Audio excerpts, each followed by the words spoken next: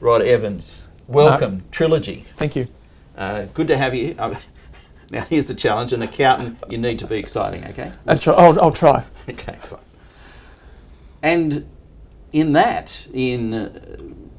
Trilogy arriving, but yes, before Trilogy arrived, it was, you were involved with a franchise. So we might look at that and then we'll just go forward from there. So sure. A lot of people get excited when they leave a franchise. I know you chose to leave. We left on, yes, we did. And do you want to talk about the process and the evaluation of the system that you left? Because I think that I find it interesting. We went into the franchise understanding that there was a decent model there, plenty of support. There was apparently a vision that was shared with us, but it didn't quite work out as what we planned. And the vision got lost. We experienced the GFC. There was a bit of problems between all the entities. Mm. So we decided we had a vision of our own and we wanted to take that path. A fantastic moment. Not unusual for franchises. Do you work with any franchises at the moment? We do work with, without mentioning names, we would rather not. We do work with a master franchise. Oh right, okay. One of our clients is a master franchise and he has franchise owners, franchisees. Okay, so you get the opportunity to observe hopefully incredibly profitable relationships as well. Absolutely, it needs to be profitable for both, for the franchisees and as well as the franchisor. Mm. Otherwise, they're trying to both achieve a common goal, which is achieve wealth and independence for themselves, but yet operate under a structured model that might give a competitive advantage. Mm-hmm. Okay, well. There's probably even an opportunity. I love Trilogy, the Trilogy group. We won't even talk about turning you into a franchise yet. Not just yet. No, okay, fine. Over the last 12 months, you've been out of that relationship for probably 2 years now, haven't you? 2 years now. Yeah. Are there some strategies that you've employed that you kind of look at and say, yeah, they were pretty cool, or I wish I'd done that slightly differently? For us, it was learning about discernment, what was important to us, what our vision was, and trying to keep true to that vision. Tell us about your vision. Tell us about what separates you.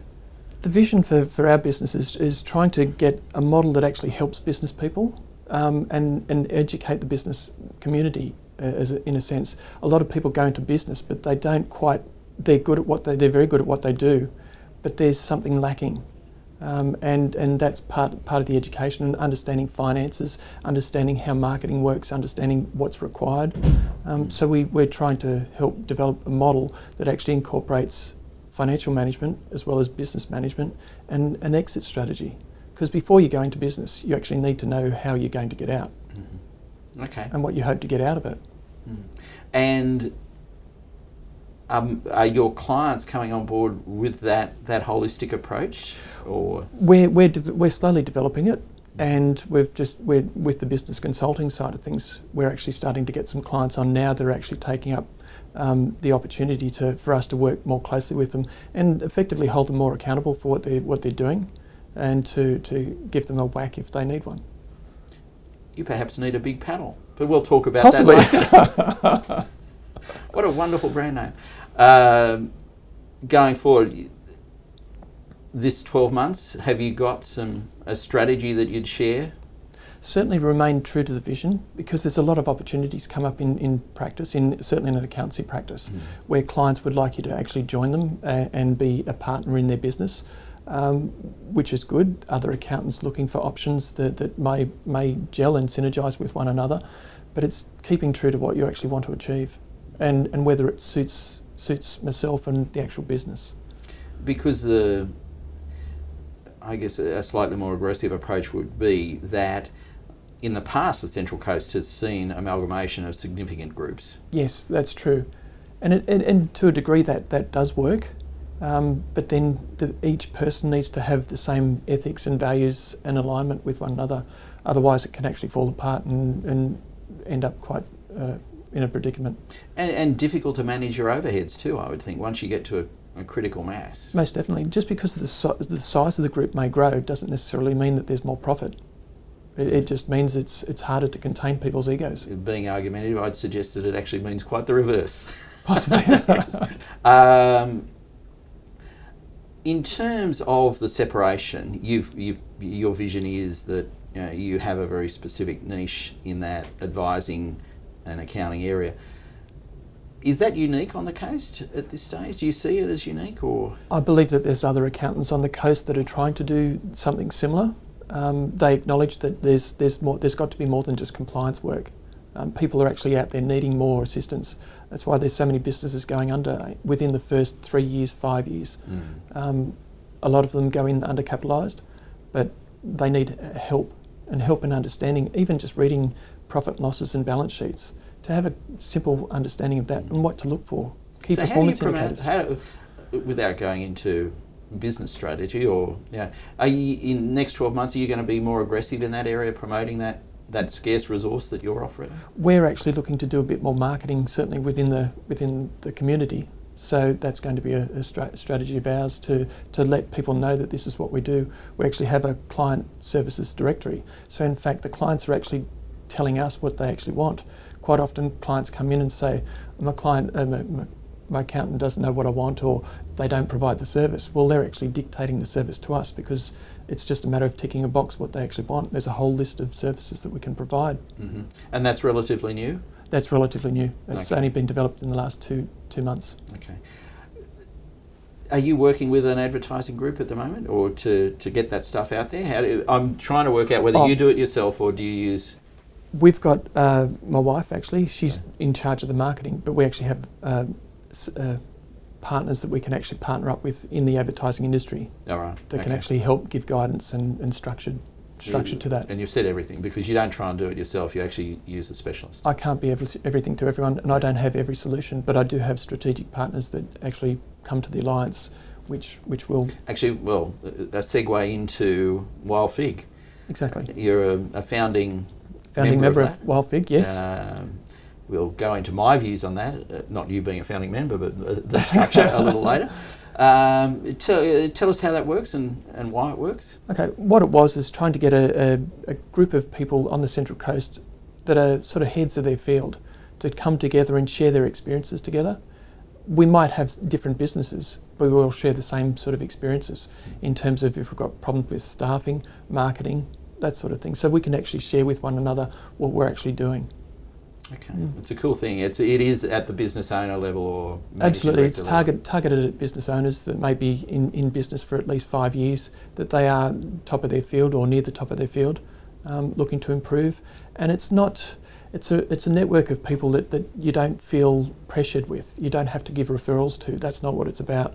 It's more about the education side of things within the group itself as well. Mm-hmm. We have targeted educational seminars. Dale Carnegie seminars that can actually help improve business owners' abilities. Okay, cool. Work-life balance. What's that? Well, your chairman, ask her. She's your boss. Your wife. 18 months. I did check and make sure you remember the anniversary, which is good. Yes. No, there is a work-life balance. Yeah. There needs to be. It depends on the actual where the business is at, and whether it's growing and where you are. If you're in a startup phase, then it's quite difficult to have more of a work-life balance. But as you progress through, it is a bit easier. You do need that work-life balance. Okay. It's do you set goals, or how do you? Both from a business and for myself. Yeah. I like to set goals. Okay. It's interesting, and it's also important to reflect upon your goals, whether you're actually achieving those or not. It just gives you a sense of self-worth. With regards to what we call the soapbox, yes, or the rant, let's call it the soapbox. When you look at business, and you think, wow, if I could just change that, what would it be? If I could change business, it would be to help people understand the operation of the business better, make sure everything's documented. Before you actually go into business, know what your strategies are going to be, identify where you want to be at the end, what your exit strategy is. If you're going into business with a partner, make sure it's documented. So if you and I went into business, we'd actually have it set out, have a heads of agreement, have a proper contract drawn up. If you wanted out, then I would have the first option to buy you. Likewise, if I wanted out, you could buy me out. But it needs to be clear. Most people go into businesses on a handshake and with friends. But everyone, Rod, everyone that they turn to, I would think, says that to them. have a plan, and still they don't do it. It's important to get the foundations down before you start to build. How can you build with no proper foundations? No plans. With no plans. You build a house for 200,000. There's a plan there. Indeed. Oh, we have. We battle the same. Well, we fight the same battle. So. And there's a contract in place as well when you actually sign to actually have a house built. And they're more frustrating people to work with when they don't actually have a plan. Good people to work with are the ones that actually got a plan. It's very easy to make it easy for us advisors. Exactly. Yes. The opportunity for you guys to expand, knowing that the Central Coast is your catchment. Yes. Are you looking to go beyond that, or it's still early days?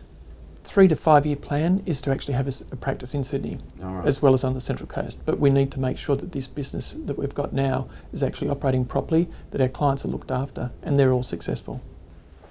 Rod, over the last 5 years, to suggest that there has been massive and unbelievable change is an understatement. Yes.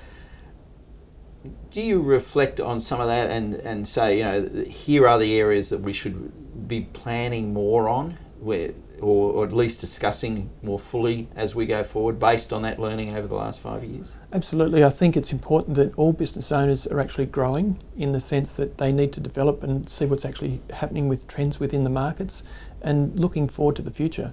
I mean, how much of an impact the internet has actually had on all businesses, particularly retail. Yeah, the market is the driver now. Yes. Do we as business people, or we as your clients, understand the market? Do we delve into the market on a regular basis, do you think, or do we see it through rose-coloured glasses? Or possibly we see it through rose-coloured glasses. The media tries to make things sound possibly worse than what it actually is, because things sell when it's a tragedy. Okay, it's looking at the market. What else should they be looking at? Do they look? Certainly upskilling, constantly upskilling themselves, learning, getting out of your comfort zone. Because the more you get out of your comfort zone, the more you're actually growing as an individual, and that will actually help your business. With the second time today, we've heard about getting out of your comfort zone. A critical part of living on the coast is trying to be uncomfortable and make yourself uncomfortable, because then you'll grow. Absolutely, absolutely. Sometimes you only get personal growth through tragedy or through challenges in life. Yeah. And you need to constantly challenge yourself. If you're not growing, then other people will overtake and cut into your market. Okay. You're always constantly evolving. Fantastic. There's almost a contradiction in what you're proposing as far as the Trilogy group goes, because on one hand you are compliance, and Mr. Swan wants you to make sure everyone's in line, and then on the other hand we're talking about getting uncomfortable, getting out there and pushing it a bit. Yes. How do you do that? How do you suggest your clients do it, I guess? You identify the positives and the negatives, and you have to try to identify the risks and try to mitigate as much risk as possible, but giving yourself the opportunity to actually grow. Yeah. Is it, at first glance, and it's not just the Central Coast, it's small business right through Australia, what they've been through is a flogging. Absolutely. And now to have some courage to say, okay, I've got another gasp of breath left in me, I'm going to take a risk. There are ways to do that and consider controlling that risk, I guess. Absolutely. Look towards some mentors. Actually have trusted business advisors around you, just to bounce ideas off. Sometimes this can be a great idea to back up and support your idea. Or just, and again, have it argued scientifically without the passion of it being your idea. Absolutely, absolutely. When you think about a client grasping that and moving forward, measuring that risk, have you had clients that have done that in the last couple of years, that maintaining confidentiality, but maybe a little bit of their process? Sure. Actually, we were giving advice that they're actually contracting to another firm as well as actually operating their own business. Now, what we were sort of saying is, let's stop that other contracting work. Let's bring it back so it's all your own work. You're not working for somebody else. It's all you. Start getting out there marketing. you've got the ability. The business has got very strong growth potential. Let's take it. Let's really run with it. And we measured up the risks. It was just the client was actually cautious in doing so. Oh, but it was successful in the end. That's good. And it's about challenging the current relationships and current alliances. Absolutely, yes. So we've talked before about encouraging alliances. Do you have a theory on how that happens, or how do you encourage your clients to go out and develop alliances? I sort of encourage them to make sure you discern yourself with the quality of the people that you're actually associating with, whether they've got the same values and ethical alignments as you do. The last thing you actually want is to do business with somebody that is tainted in business. Or doesn't understand. Or certainly doesn't understand. Yeah, because they can waste a lot of time. Absolutely. I'm going to finish up there. I think that's cool. That's all right. Are we Do we have done? to shake hands again? Yeah. Thanks, mate.